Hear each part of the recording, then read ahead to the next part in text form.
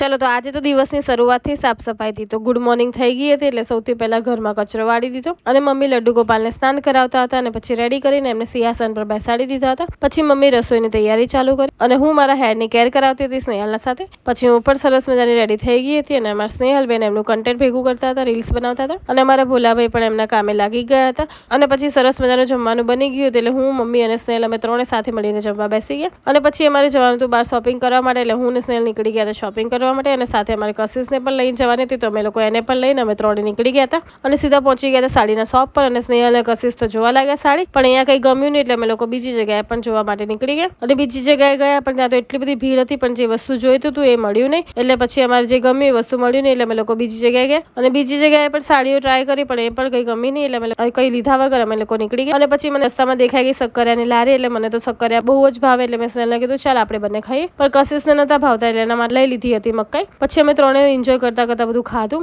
અને પછી જવાનું તો મારે કાનાના વસ્ત્ર લેવા માટે. તો અમે લોકો પહોંચી ગયા હતા શોપ પર અને અહીંયા એટલી સરસ મજાની બધી વસ્તુઓ મળે છે કાનાની, એટલે અમારે સ્નેહલ બધું સિલેક્ટ કરતી હતી અને પછી બધું વસ્તુ લઈને અમારે જવાનું હતું કશિશને ઘરે મૂકવા માટે. તો અમે લોકો એમના ઘરે પહોંચી ગયા હતા અને જીયાંશ તો એટલી મસ્તી કરતો હતો એટલે બહુ જ મજા આવી ગઈ એને રમાડવાની. અને પછી અમે લોકો કશિશને બાય કહીને અમે લોકો ઘરે જવા માટે નીકળી ગયા. તો મિત્રો આ તો આજનો મોર વિડીયો જોવા માટે કરી દેજો, ચેનલને સબસ્ક્રાઇબ. ચલો મળીએ નેક્સ્ટ વ્લોગમાં, બાય.